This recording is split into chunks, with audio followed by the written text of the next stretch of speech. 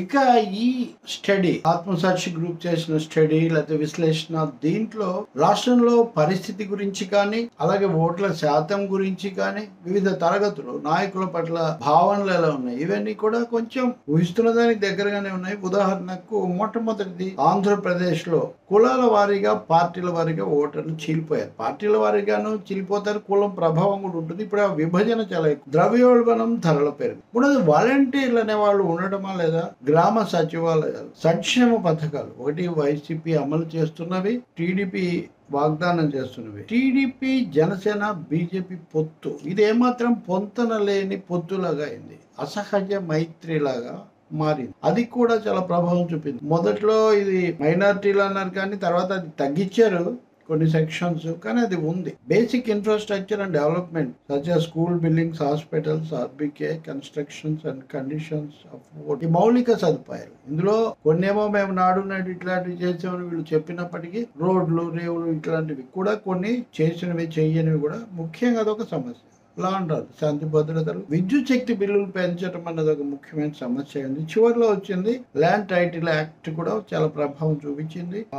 MLA సీట్లు పంచుకోవడంలో Telugu Desam, Janasena, BJP ఎట్లా పడితే అట్లా మార్చుకోవడం, అసలు ఒకరి సీట్లు ఒకరికి, వాళ్ళు వచ్చి ఈ పార్టీలో చేరడం, దీనివల్ల దానికి గౌరవము, విశ్వసనీయత దెబ్బతిన్నాయి ఓటర్ల దృష్టిలో. ముందే తక్కువ దానికి. Opposition parties are not able to create confidence among voters. అంటే ఈ కూటమి ఓటర్లలో విశ్వాసం తేలేకపోయింది. అలాగే ప్రధాన ప్రతిపక్షాలని రెండు కూడా సమస్యల మీద కాకుండా వ్యక్తిగతమైన అంశాలు, దూషణలు వీటిలో ఉండడం, వాళ్ళు వీళ్ళని అంటాం, వీళ్ళు వాళ్ళని అంటాం. దాంతో అది ఒక కృత్రిమ వాతావరణం ఏర్పడింది. అలాగే వాలంటీర్లకు వ్యతిరేకంగా చంద్రబాబు నాయుడు మాట్లాడడం, ఆ తర్వాత మళ్ళీ అంతకుముందు పవన్ కళ్యాణ్, ఆ తర్వాత జీతాలు పెంచుతూ ఉంటాం, ఇదంతా కూడా ఒక విశ్వాసాన్ని దెబ్బతింది. ఇన్ని ఉన్నవే ఎక్కువ సంక్షేమాలు పంచి పెడతారు అనుకుంటూ మళ్ళీ అంతకంటే ఎక్కువ వాగ్దానాలు చేసినప్పుడు వీటికి డబ్బులు ఎక్కడి నుంచి చేస్తారు, ఏ మేరకు అమలు జరుగుతాయి, గతంలో అమలు జరగలేదు కదా, ఇలాంటి ప్రచారం కూడా పనిచేసినట్టు కనిపి వీళ్ళ స్టడీ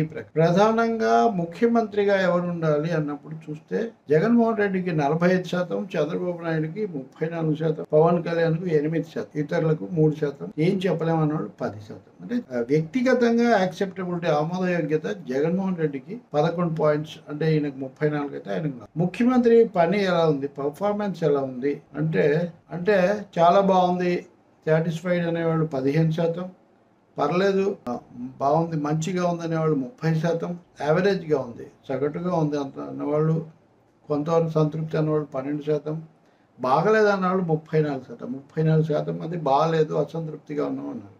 చెప్పలేమన్నవాళ్ళు 9%. ఏ పార్టీ వల్ల ఎక్కువ అభివృద్ధి జరుగుతుంది, మరి ఇది కూడా ముఖ్యమైనది. మరి అభివృద్ధి, సంక్షేమం, వాళ్ళ సంక్షేమం వీళ్ళది అభివృద్ధి, ఇలాంటి చర్చ జరిగింది కదా. దీని మీద చూసినప్పుడు వైఎస్ఆర్ పార్టీ బాగా అభివృద్ధి చేస్తుందని 47% మంది చెప్పినట్టుగా ఈ స్టడీ ఎన్డీఏకు 41%, ఇతరులు 4%, చెప్పలేని వాళ్ళు 8%. ప్రణాళికల వారీగా చూసినప్పుడు కూడా వైసీపీ మేనిఫెస్టో ప్రణాళిక 40% మందిని ఆకర్షిస్తే 35% టీడీపీ మేనిఫెస్టో ఆకర్షించింది.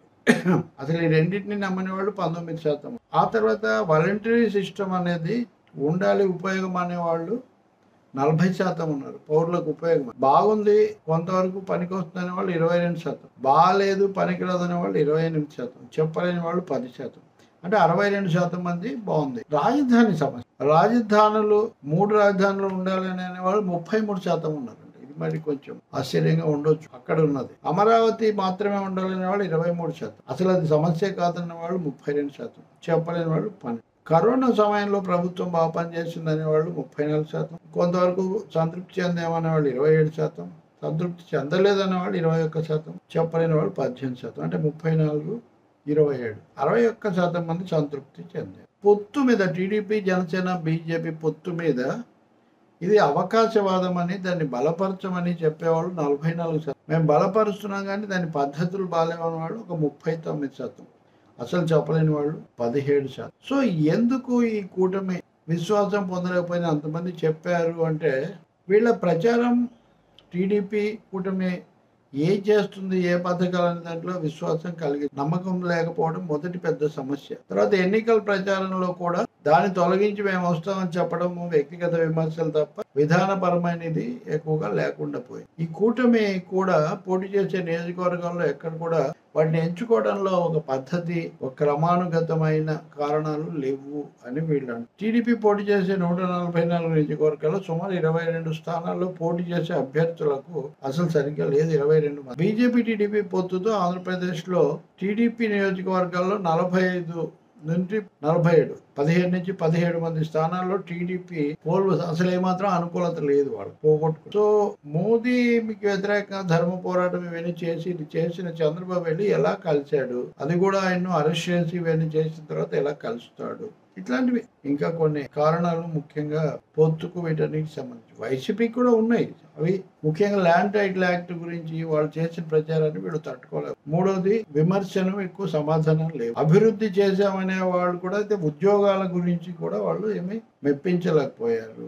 రాజధాని అంశం అనేది ముఖ్యమైనది కాదు, దానివల్ల ఏమి ఉపయోగం లేకుండా మొత్తానికి వీటన్నిటి అయిన తర్వాత చూస్తే వైసీపీకి 50% ఓటింగ్ ఉంది.